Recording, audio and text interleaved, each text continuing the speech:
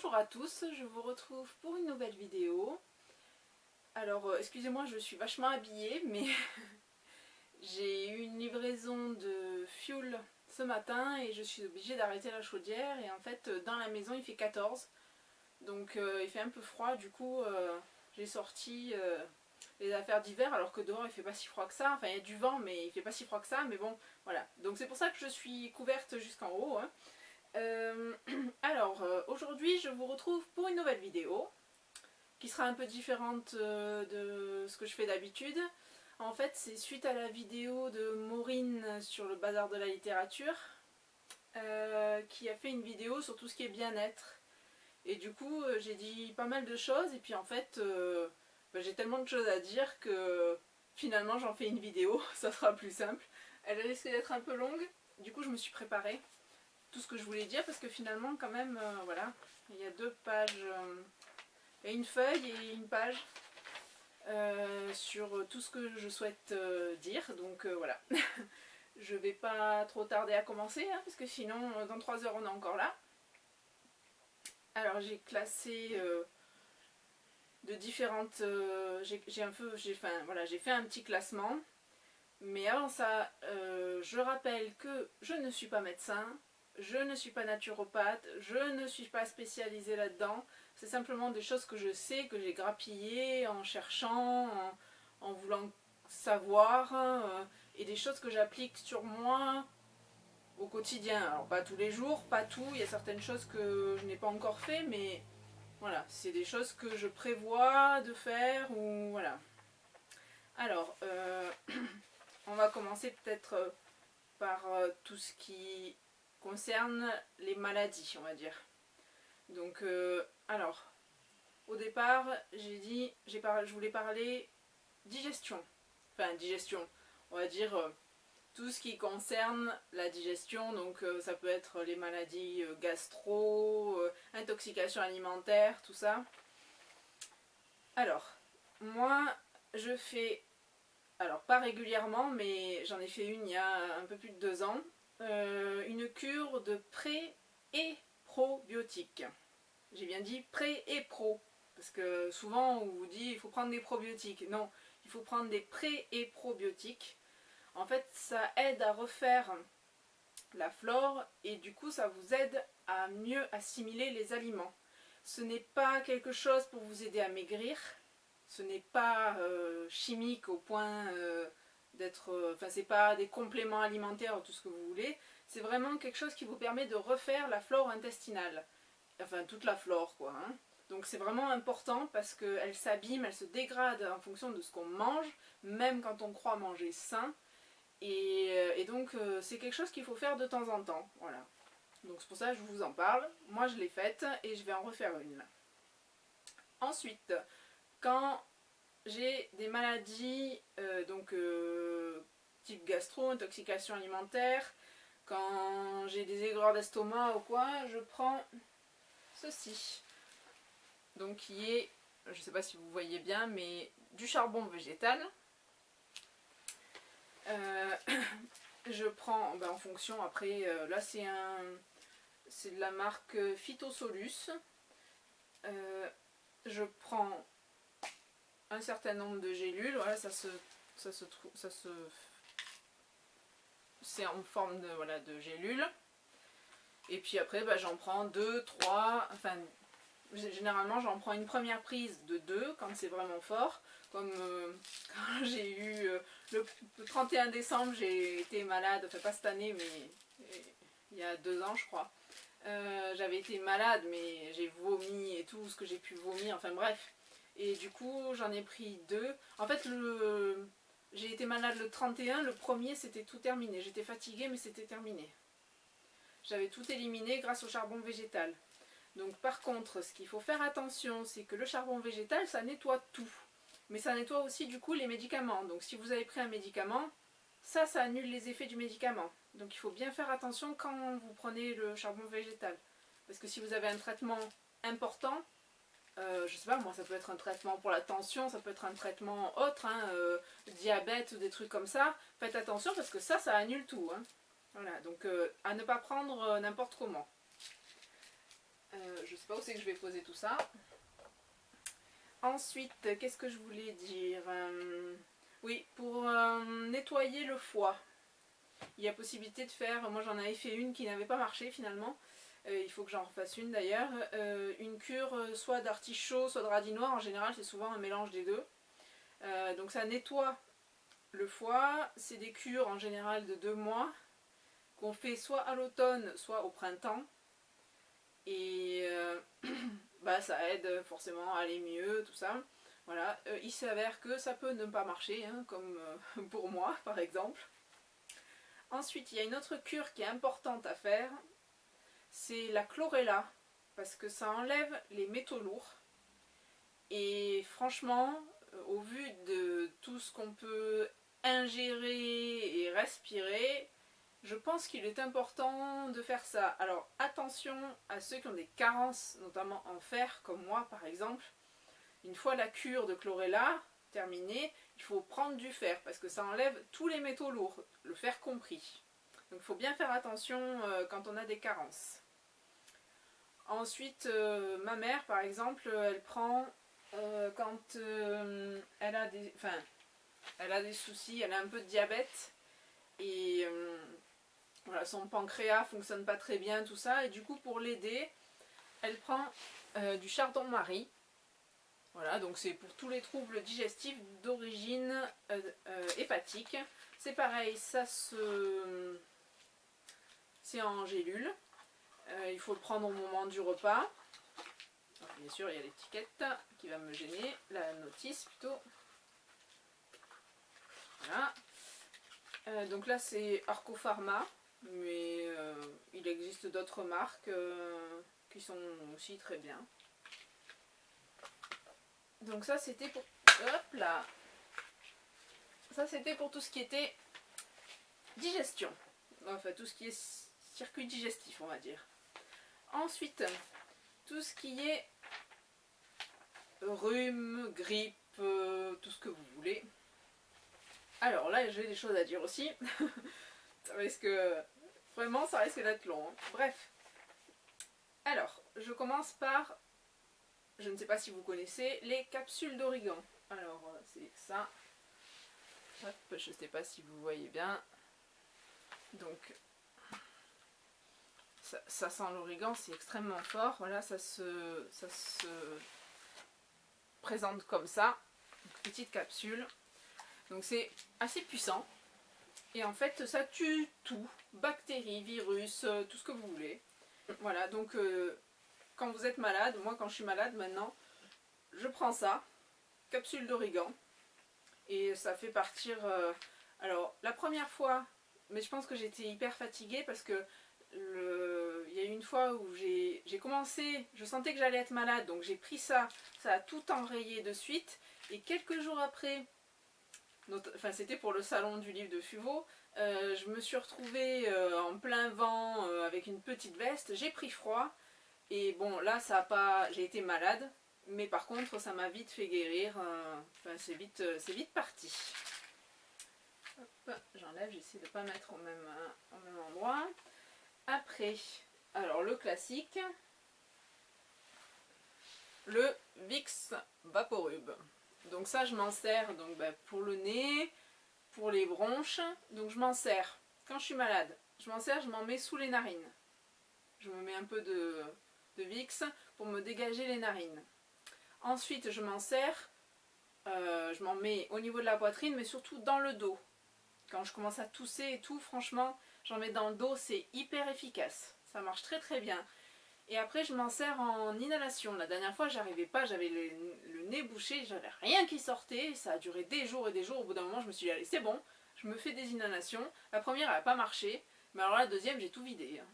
Donc voilà, c'est avec de l'eucalyptus, hein. Donc forcément, pour les bronches, c'est très bien. Donc c'est un bon système ça, et ça, enfin moi ma mère elle me mettait ça quand j'étais petite, je pense que beaucoup en ont eu aussi quand ils étaient petits. Et il faut savoir que ça fonctionne sur les animaux, parce que j'avais une poule qui était enrhumée, on va dire, elle éternuait, enfin elle avait le nez, enfin le nez, oui, le nez pris. Et en fait, je l'ai fait dormir à la maison dans une caisse et j'ai recouvert la caisse d'un drap et je lui ai mis un bol de Vicks vaporeux chaud, enfin une inhalation quoi. Donc elle a respiré ça toute la nuit. Et ben, en 2 nuits comme ça c'est tout parti. Après, quand je suis malade, notamment que j'ai mal à la gorge, j'aime bien me faire une tisane. Alors moi je ramasse le thym, donc j'ai du thym tout le temps à la maison. Hein. Donc thym, miel, citron. Alors le thym, il faut faire attention parce que le thym absorbe la radioactivité. Donc il faut vraiment faire très attention quand on prend du thym. Le miel, bon ben le miel c'est pareil. Hein. Moi j'ai du miel parce que mon oncle a des ruches, il nous donne du miel. Enfin moi j'avais des ruches à l'époque. On a des contacts qui ont des ruches et donc on récupère du miel comme ça. On n'achète pas de miel dans le commerce parce que c'est une vaste fumisterie, le miel en commerce. Déjà c'est pas du miel français parce que la production française n'est pas suffisamment importante pour tout le monde. Et en fait il s'avère que les apiculteurs, la plupart des apiculteurs on va dire, trouvent un circuit direct. Moi je vois les collègues de ma mère par exemple qui sont apiculteurs et qui ont quand même déjà 200-300 ruches. Les gars ils vendent tout comme ça. Il n'y a rien qui part en supermarché. Et donc il faut faire attention parce que souvent c'est du miel soit frelaté, soit hyper traité et du coup c'est pas très bon à la santé. Alors je sais il n'y a pas que ça mais quand même. Le citron c'est pareil, hein, essayez d'éviter de prendre du citron traité, ça serait bien. Moi j'ai un petit citronnier, d'ailleurs je vous en parle juste vite fait. C'est un citronnier Meyer, donc la variété Meyer. Si vous avez la possibilité d'avoir un petit citronnier chez vous, franchement les citrons c'est une tuerie. Il n'est pas acide, il est hyper juteux, il est super bon. Je me régale à chaque fois que je prends un citron.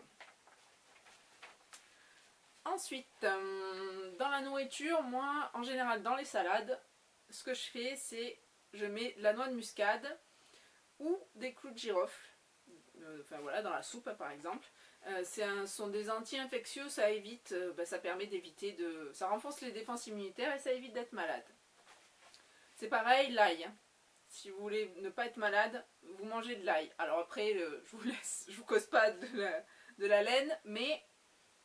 En tout cas, c'est un très bon antibiotique naturel. Ça fonctionne très très bien. Ensuite, longtemps, j'ai utilisé... Alors, on se voit que c'est vieux, hein, parce qu'elle est toute pourrie là. Ceci. Donc, citrobiotique, qui est en fait de l'extrait de pépins de pamplemousse. C'est une sorte d'antibiotique naturel, on va dire. Et en fait, quand j'étais malade, je prenais ça. Alors, ça peut être en prévention... mais aussi curatif, hein, puisque moi je le prenais quand j'étais malade. Mais on peut aussi faire des cures en prévention. Et d'ailleurs, je pense à un truc qu'il faut que je rajoute par rapport à ça. Enfin, je peux vous le dire maintenant, mais il y a un infirmier qui s'est occupé de ma mère quand elle a eu son accident, qui lui a dit que lui... non, c'est pas ça, ça doit être ma soeur. Je sais plus qui c'est qui m'en a parlé. Bref, le déodorant. Alors il faut en mettre plusieurs fois par jour du coup, hein, parce que c'est pas hyper, ça tient pas super bien. Mais quelques gouttes de ça dans de l'eau et asperger au niveau des aisselles, ça fait la même chose qu'un déodorant. Voilà. Alors, venons-en aux huiles essentielles. Alors, il ne faut surtout pas se lancer comme ça. Il faut bien se renseigner avant de se lancer. Il y a quand même... Les huiles essentielles sont quand même très concentrées, très puissantes. Ça peut faire des dégâts si on ne les prend pas comme il faut. Il y en a qui ne s'ingèrent pas du tout, il y en a qui ne se mettent absolument pas sur la peau, il y en a qui ne se diffusent pas du tout. Il faut bien faire attention quand on prend des huiles essentielles. Moi, je ne les avale pas. J'en ingère aucune parce que une productrice de plantes médicinales que ma mère connaît, qui travaille donc avec les laboratoires et tout, m'avait dit qu'elle m'avait fortement déconseillé de les avaler parce que c'est tellement puissant que ça peut causer des dégâts à l'intérieur. Et donc c'est pas très très bon. Il vaut mieux soit les respirer, soit les mettre sur la peau. C'est moins dangereux que de les avaler. Après, chacun fait comme il veut. Moi, en tout cas, je ne les avale pas. Donc quand je suis malade, en général, je me fais des diffusions. C'est principalement, j'ai mon diffuseur, voilà, qui est là. Et je me fais des diffusions dans l'air. Alors, pour éviter d'être malade, alors j'en ai qu'une sur les deux, mais vous pouvez mettre soit du Ravinsara, soit du Saro, voilà, l'huile essentielle de Saro, sous le pied, tous les jours. Ouais, bon. Et ça fonctionne très bien. Franchement, ça... Moi, je mettais le Ravinsara, je sais pas où il est, mais moi, je mettais le Ravinsara, et il y a eu tout un hiver où je n'ai pas été malade. Et pourtant, je travaillais au contact de collégiens qui étaient tout le temps malades. Eh bien, il y a eu un hiver entier où je n'ai pas été malade parce que je mettais ça tous les jours sous le pied. Puis après, j'ai arrêté, et voilà, j'ai recommencé à être malade. Donc, pour quand on est pris ou quand on a été malade et qu'on veut assainir l'air de la pièce, il faut utiliser des eucalyptus. Alors, il faut en utiliser 3 ensemble. Donc, il y a l'eucalyptus radiata, l'eucalyptus globulus, globuleux quoi, et l'eucalyptus, oui c'est bien le bon, mentholé.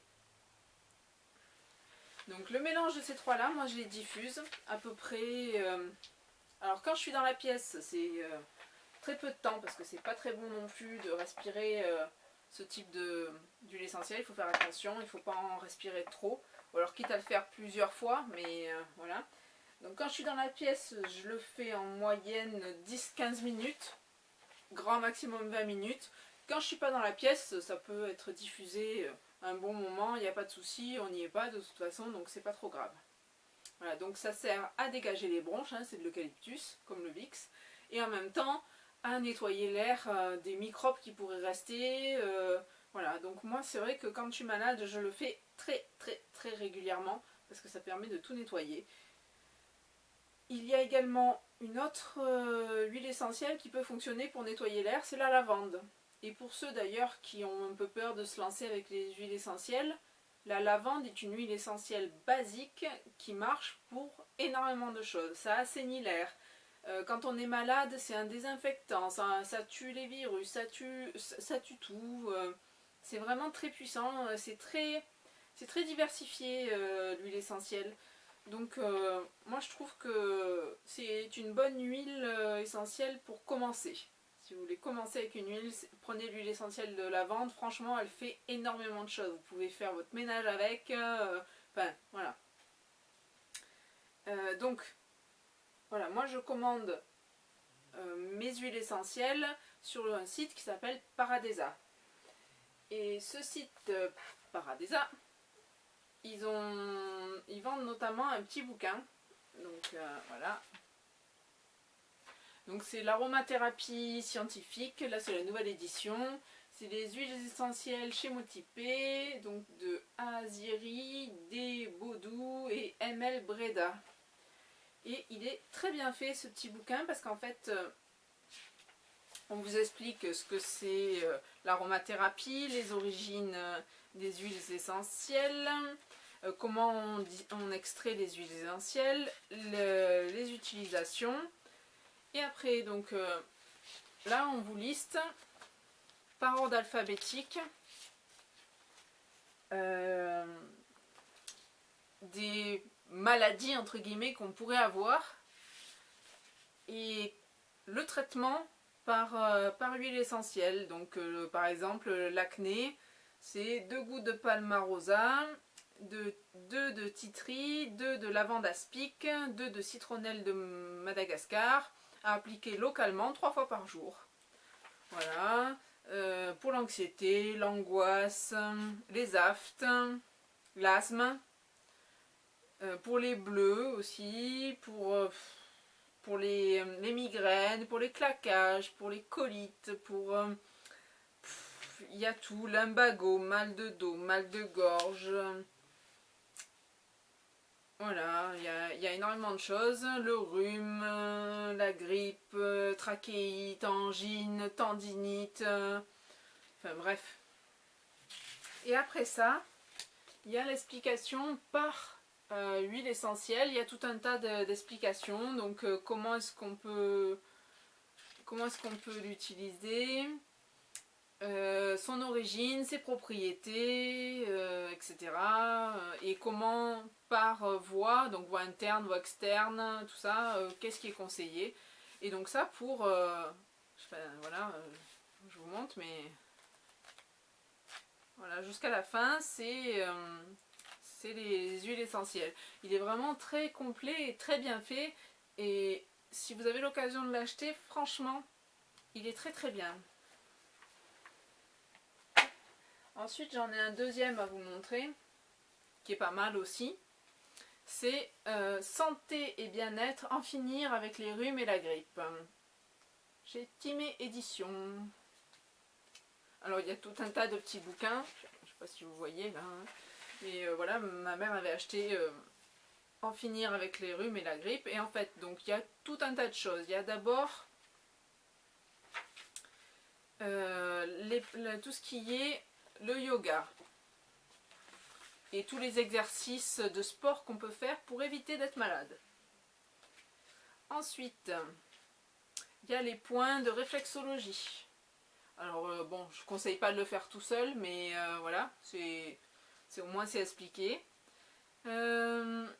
Après, il y a les plantes, et on vous parle donc, on vous donne des petits trucs, donc le conseil, on vous parle des huiles essentielles, donc on vous dit par exemple l'huile de basilic possède des propriétés antivirales, antiseptiques, antispasmodiques, antibactériennes. Utilisée sur le corps, l'huile peut aider à purifier et désintoxiquer la peau. Avant de s'en servir pour un massage, il est recommandé de la diluer. Voilà. Des infusions pour les enfants qui toussent, l'huile de bergamote, l'huile de cannelle, un sirop contre la toux. Vous avez plein de petites infos qui sont franchement pas mal. Moi je trouve que c'est très complet comme petit pour les sinus, renforcer le système immunitaire des enfants. Là aussi, renforcer le système immunitaire avec l'ail par exemple. Je vous lis l'ail. L'ail est un légume complet. Il contient des protéines, des sucres, du calcium, du phosphore, du fer, des vitamines B, B1, C et C. Les propriétés antibiotiques de l'ail viennent directement de l'allicine, produit par l'ail frais écrasé. L'ail contribue à renforcer le système immunitaire, en particulier quand on le mange cru. Cuit, il peut aussi aider à lutter contre l'angine et les maux de gorge. Voilà, par exemple l'oignon, les agrumes, les oranges. Voilà, plein de choses, plein de petites choses, plein de petits trucs intéressants. Et franchement, c'est vraiment pas mal quand on... En plus, il y a pour les adultes et pour les enfants. Et franchement, c'est très bien.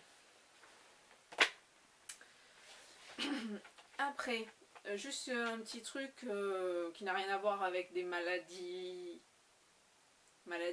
mais quand on est stressé, énervé, fatigué, enfin pas fatigué, mais vraiment